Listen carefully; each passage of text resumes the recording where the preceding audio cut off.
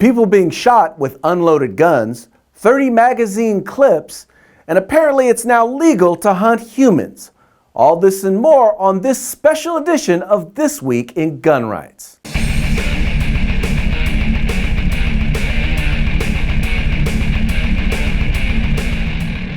Anti-gunners say the darndest things. We all know that those who would seek to take away our right to keep and bear arms seem to have absolutely no problem saying the stupidest things. So, for your enjoyment and entertainment, we've decided to put together a collection of some of the most outrageous statements that they've made. So, enjoy.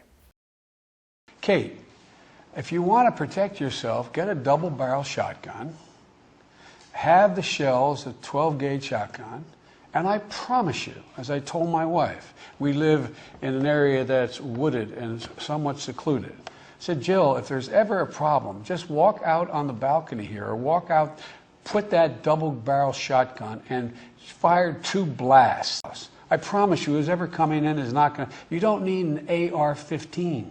It's harder to aim, it's harder to use, and in fact, you don't need 30 rounds to protect yourself. Buy a shotgun. Buy a shotgun. Available to people? You know, the 5-shot rifle, that's a standard military rifle. The problem is if you attach a clip to it so it can fire more shells, and if you remove the pin so that it becomes an automatic weapon, and those are independent criminal offenses, that's when they become essentially a weapon of mass destruction. In February, you introduced the Assault Weapons Ban and Law Enforcement Protection Act of 2007. It would regulate semi-automatic assault weapons, including weapons that have pistol grips, a forward grip, and something called a barrel shroud. Weapons with a barrel shroud would be regulated. What's a barrel shroud, and why should we regulate it? I think the more important thing is that it also would have had banned the large capacity clips that Colin Ferguson had used, and also the killer. Okay. But I read the legislation. I'm sorry, I read the legislation and it said that it would regulate barrel shrouds. What's a barrel shroud, and why should we regulate that? The guns that were chosen back in those days were basically the guns that most gangs and criminals were using to kill our police officers. I'm not saying it was the best bill, but that was the best bill they could get out at that particular time. I actually don't know what a barrel shroud is. I believe it's a shoulder thing that goes up. No, it's not. Or let's say it doesn't have very good, cities, very good they have to check people on sidewalks. They do getting on airplanes. And why an airplane should be safer than an American sidewalk is crazy to me. Why you can walk down the streets in an American city carrying a concealed weapon without a license is wacky. Well, I didn't say without a license. I think I'm talking about that's what's going on. I'm talking about a different point here. No, I want to see people disarmed. Permits, they actually I want people disarmed in our major cities. How's that for a plan? Come on. This is crazy. You can't certainly use this for hunting. But some of these bullets, as you saw, have an incendiary device on the tip of it, which is a heat-seeking device. So you don't shoot deer with a bullet that size. If you do, you could cook it at the same time. We have federal regulations and state laws that prohibit hunting ducks with more than 3 rounds, and yet it's legal to hunt humans with 15-round, 30-round, even 150-round magazines. California law allows gun owners to carry a rifle or handgun in a holster if it's unloaded. Those who support the bill say even an unloaded gun is still dangerous. There's been a lot of people that have been shot by an unloaded gun, and whether it's loaded or not, it still presents a threat. I don't think that most people, I think, are for the Second Amendment right. Most people are. I am for that. I think people should be able to protect themselves.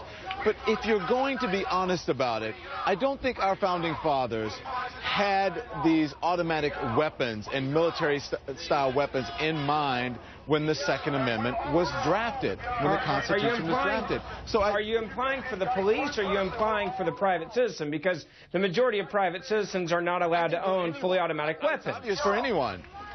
Okay, well, the gun law says that you and I can't just randomly go out and buy an automatic weapon, so let's deal with the facts here. A semi-automatic weapon is a gun that you and I are allowed to own, and in different places they have different rules. But to imply that anyone can walk out and buy an automatic weapon is just not true, Don.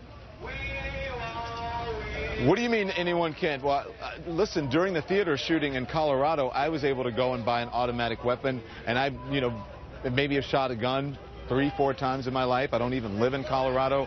I think most people can go out and buy an automatic weapon. Isn't it pretty hard to define what is an assault weapon, because it's so easy to write around for manufacturers to create weapons that... Well, if it can fire a lot of bullets very quickly, that's a good place to start, okay? And hunters then you would can argue what a lot is. Okay, let's pick it. Let's say 3. If you haven't hit the deer with 3 shots, you're a pretty lousy shot. That deer deserves to get away. Let's get serious here. But that would ban most pistols. That would ban most... No, but pistols are different. You have to pull the trigger each time. An assault weapon, you basically hold it, goes... Blah, blah, blah. This is a ghost gun.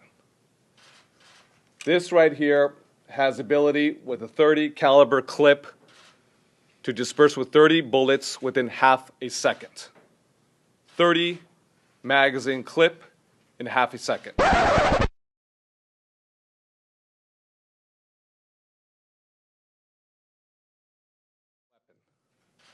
This is a ghost gun. This right here has ability with a .30 caliber clip to disperse with 30 bullets within half a second. 30 magazine clip in half a second.